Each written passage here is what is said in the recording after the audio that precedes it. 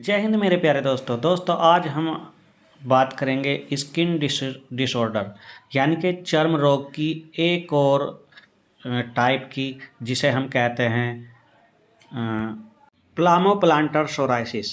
ये कहाँ होता है, इसकी पहचान क्या है, ये क्यों होता है और इसका क्या क्या परहेज करना चाहिए और क्या इसका इलाज करना चाहिए। आज की वीडियो हम आपको इसके बारे में जानकारी देंगे। और जिन दोस्तों को भी इस तरह की सोराइसिस है, कहीं भी सोराइसिस है, तो हमारे वीडियो में दिए गए फ़ोन नंबर पर हमसे व्हाट्सएप मैसेज कर सकते हैं और अपनी मेडिसिन मंगवा सकते हैं। कोरियर की सुविधा भी उपलब्ध है। तो चलते हैं दोस्तों, आज हम आपसे बात करते हैं प्लामोप्लांटर सोराइसिस, जो हाथ के हथेलियों पर और पैर के तलवों पर होती है। जी हाँ दोस्तों, ये हाथ के हथेलियों और पैर के तलवों पर अक्सर देखा गया है और इससे होने से आप डेली की अपनी एक्टिविटी काम नहीं कर पाते, बड़ी परेशानी का सामना करना पड़ता है। इससे हाथ की हथेलियों में दरारें से पड़ जाती हैं, हाथ पैर के तलवों में दरारें से पड़ जाती हैं और खुजली भी आती है, इचिंग होती है, बड़ी परेशानी होती है। तो इसका क्या इलाज किया जाए, क्यों होती है ये पाल्मोप्लांटर सोराइसिस में? मेरे प्यारे दोस्तों, हाथ की हथेलियों में दरारें सी पड़ जाती हैं और किसी किसी को लाल लाल चकत्ते से बन जाते हैं, हथेलियाँ लाल लाल सी हो जाती हैं और दरारें पड़ जाती है। ऐसे ही पैरों में तो बड़ी परेशानी होती है, कोई काम भी नहीं कर पाते, कोई लिखने का काम है वो भी नहीं कर पाते। अगर किसी के पैरों में इस तरह की पाल्मोप्लांटर सोराइसिस है तो वे चल भी नहीं पाते, बड़ी परेशानी का सामना करना पड़ता है। तो मेरे प्यारे दोस्तों, आपको सबसे पहले तो ये भी ध्यान रखना चाहिए कि आपको पानी में ज़्यादा हाथ नहीं देने चाहिए और कोई भी केमिकल्स अपने हाथों पर नहीं लगाना चाहिए। कुछ दोस्त ऐसे होते हैं कि कोई भी क्रीम मेडिकल स्टोर से ले आते हैं और अपने हाथों पर लगाने लगते हैं, परेशानी होती है। क्योंकि इस सबसे पहले कोई भी क्रीम लेने से पहले आपको ये देख लेना चाहिए कि उसमें क्या ज़्यादा तो केमिकल्स नहीं है, क्योंकि केमिकल्स इसमें ज़्यादा नुकसान देते हैं। आपको मॉइस्चराइज़र कोई भी ऑइंटमेंट लगाना है या घर पर भी इस्तेमाल कर सकते हैं, बना सकते हैं, लगा सकते हैं। तो इस तरह की चीज़ें का आपको ध्यान रखना है। कई बार देखा गया है कि इस तरह की एलर्जी में, इस तरह के सोराइसिस में खुजली भी बहुत ज़्यादा हो जाती है और खुजली के साथ लाली भी पड़ जाती है। इस तरह की ये पाल्मोप्लांटर सोराइसिस होती है।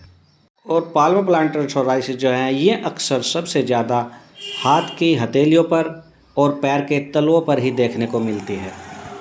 और कभी कभी तो ऐसा भी होता है कि जब ये दरारें जो हाथ पैरों में कट होते हैं, ये इतने गहरे हो जाते हैं, इतने डीपली हो जाते हैं कि उनमें से ब्लड भी आने लगता है और इसमें दर्द भी बहुत ज़्यादा होता है।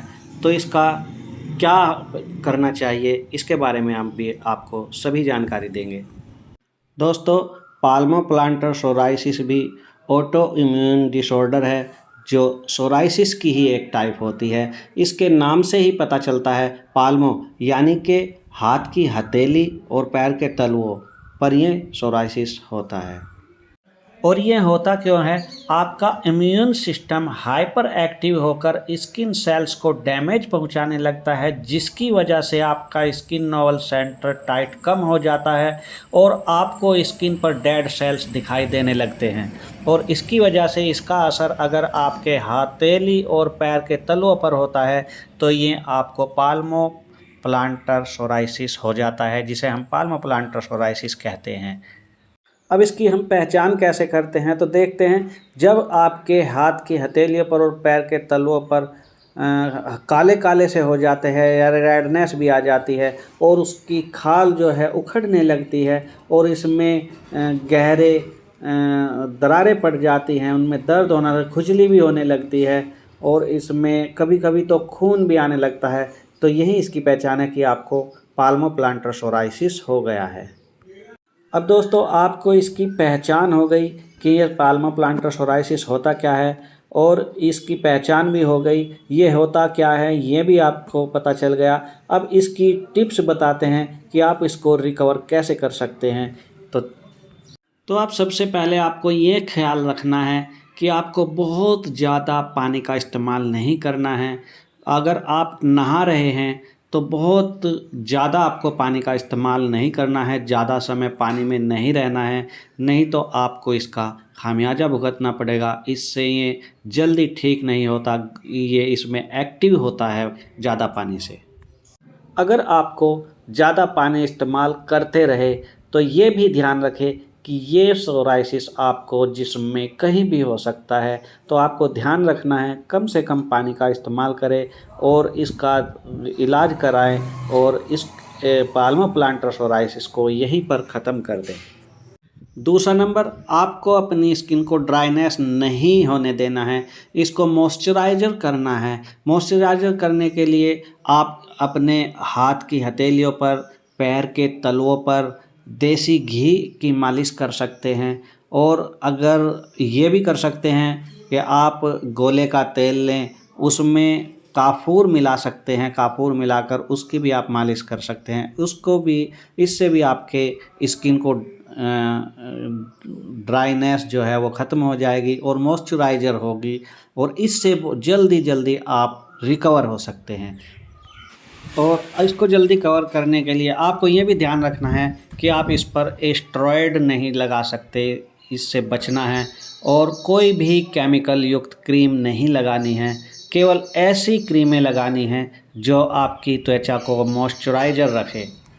और हाँ, इसमें आप बेबी प्रोडक्ट कोई भी क्रीम लगा सकते हैं, क्योंकि इस तरह की बेबी प्रोडक्ट जो क्रीम होती है उसमें ज़्यादा केमिकल्स इस्तेमाल नहीं किए जाते और इस तरह की क्रीमें भी, जो बेबी प्रोडक्ट क्रीम होती है, इस तरह की क्रीमें भी आपकी त्वचा को, स्किन को मॉइस्चराइजिंग करती है।